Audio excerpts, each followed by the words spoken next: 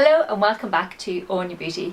Today's video is going to be a review of this palette. This is the Makeup Revolution Ultra Professional Eyeshadow Flawless Matte Palette. It has 32 eyeshadows.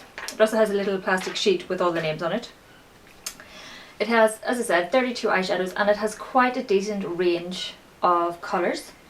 It retails for £8, which is pretty good in my opinion. And it has got nice sturdy click close casing.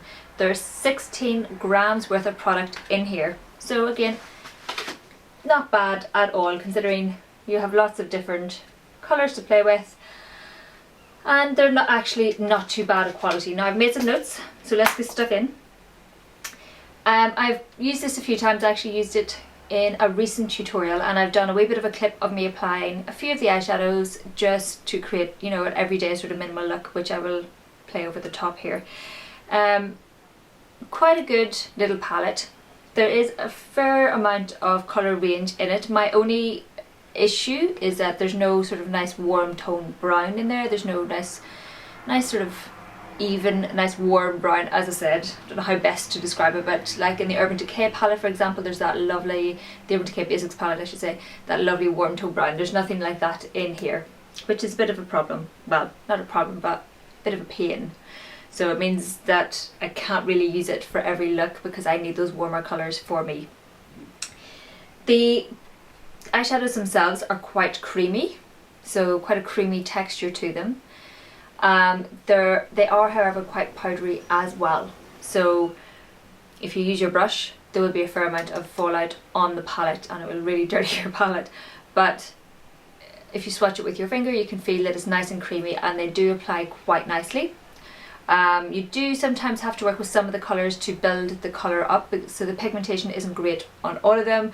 For example, this bottom corner you've got this nice black colour, which is more of a charcoaly grey, almost black colour rather than being true black. But the other colours aren't too bad. As I said, they apply quite nicely, they blend out quite nicely. So they blend out, but you can still see the colour there, that they're not blending out to absolutely nothing, which some cheaper eyeshadows, I've had issues with that before. These you can still see the colour on your eyelid. I think it is a nice palette that you can use with other eyeshadows, so it's a nice accompaniment palette. You definitely can create multiple different looks with this because you have these lovely pinky tones. Sort of, it runs like this, up and down. So you have sort of pinky tones and you've got these nice taupey shades and you've got the blues and blacks over here, and then you've got the more flesh tones down to cool tone browns there.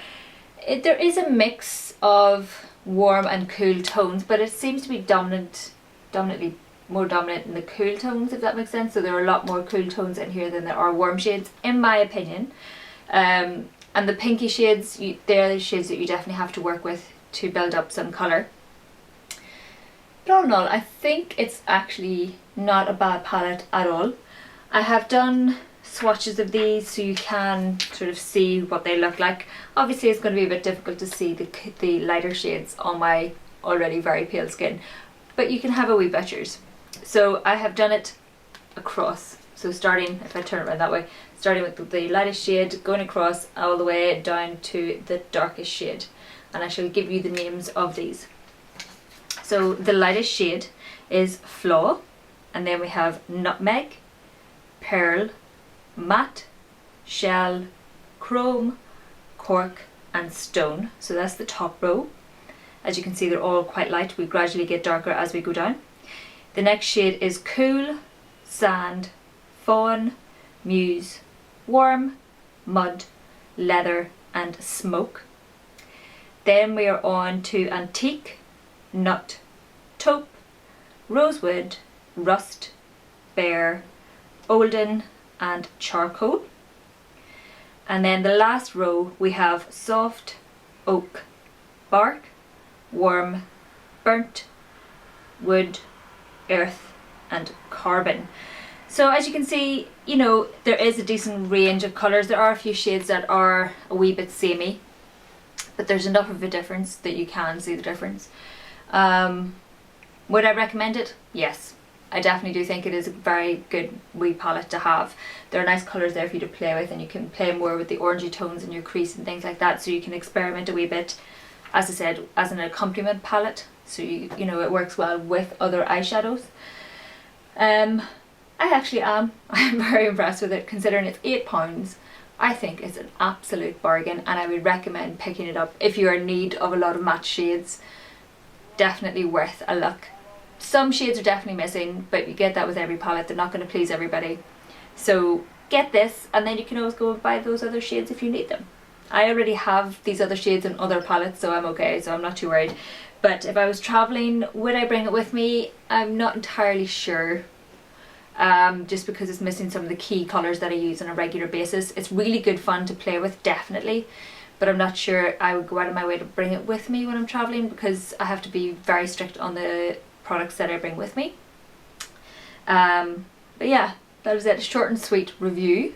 I thought I'd give it to you sort of nice and short and snappy. If you have any questions, please let me know. If you want a closer look at the swatches, there will be a blog post, and which I will link down below, and you can check that out, and it'll have all the names of the swatches with it. But yeah, that is very much it. Thank you very, very much for watching. Please like if you liked, please subscribe if you haven't already, and I will see you in my next video.